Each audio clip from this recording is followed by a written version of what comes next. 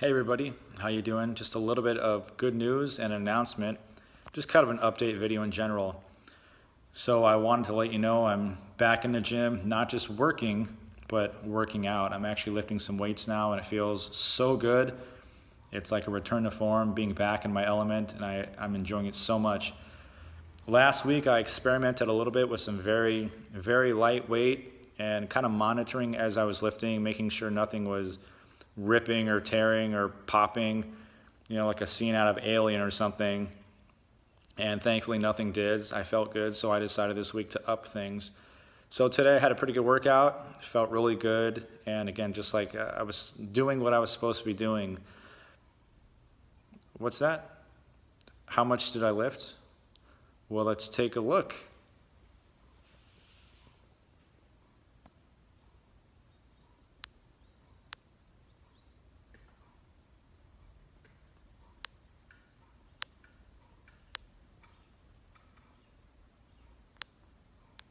Seriously though.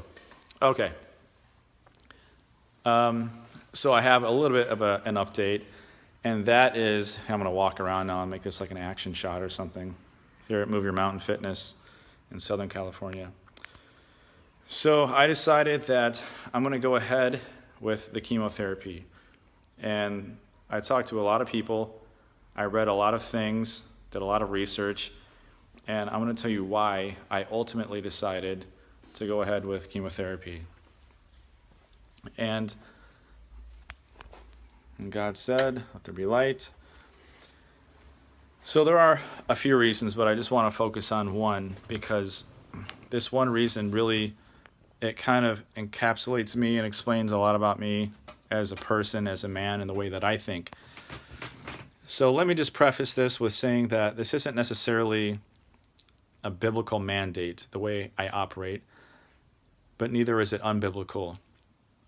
It's just the way that I think, it's the way that I approach things, and it just kind of explains, again, why I reached the decision that I did. I'm just the kind of person to kind of cut to the chase. I do everything that I can. Anything that's within my power, anything I have the ability to do, I'm going to do that. I'd be responsible. I try to take care of myself and exhaust every resource possible if I have a responsibility.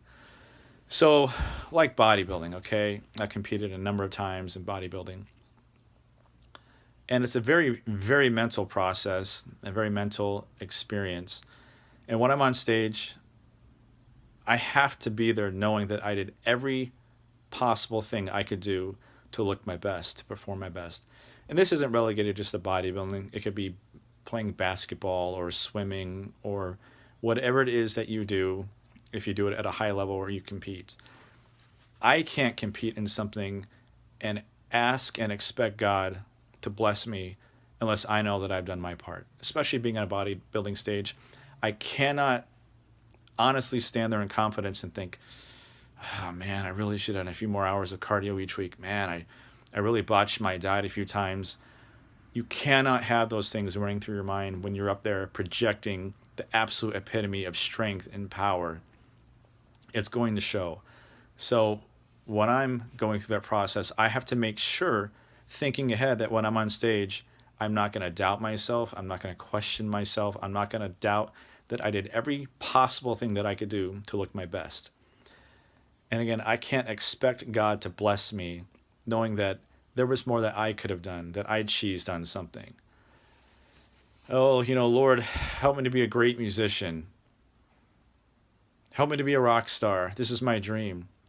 And God's saying, well, pick up your guitar and practice, right? You can't really expect God to bless you if you're not willing to do your part. Same thing again with sports or whatever your passion or your hobby is. Now, this does not pertain to salvation or God's favor, God's love.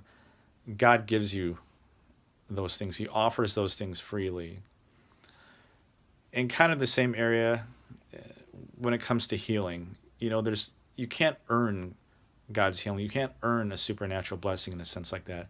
God is good, and we don't have to earn those things. He blesses us because he is good and because he loves us.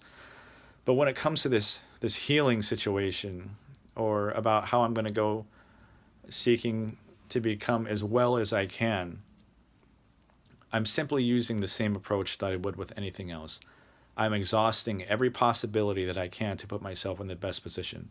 My diet has always been very clean, very strict. That hasn't changed. I'm back to exercising.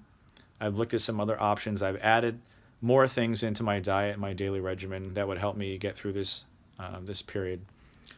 So this chemotherapy that I've decided to do, it's kind of, the last bastion for healing in this process, to make sure the cancer doesn't return or come back or really flare up, I guess is more of an accurate way of putting it. So all of these other things are in place, and I can't honestly continue on knowing there's something else that I could have done. There's something else I could have tried. There's something else I could have sought in order to be as healthy as possible. So as I pray now, I won't have any little thing, a little splinter of doubt or question or antagonism in my mind, whether it's my own thoughts or whether it's the enemy, because the enemy will capitalize on that. If hearing, I should have done this, I should have done that. I refuse to accept that in my life when it comes to the things that I do, and I certainly don't want that in my mind, my heart, my thoughts when it comes to this process. So I decided to go through with this. That way I won't have any doubt, anything bothering me or hindering me when I come before the Lord and I ask God and expect God to bless me, to heal me, to bring good things upon me, and to put me at a place of health. So again, I'm not trying to earn God's favor. I'm not trying to earn God's healing. That's not what it's about. I just, as a man, the way I approach things is I have to make sure I've done everything that I can. So there's that, and we're going to start on these next 6 months and see what happens. So I'll keep you guys updated as I can. Thanks. Take care.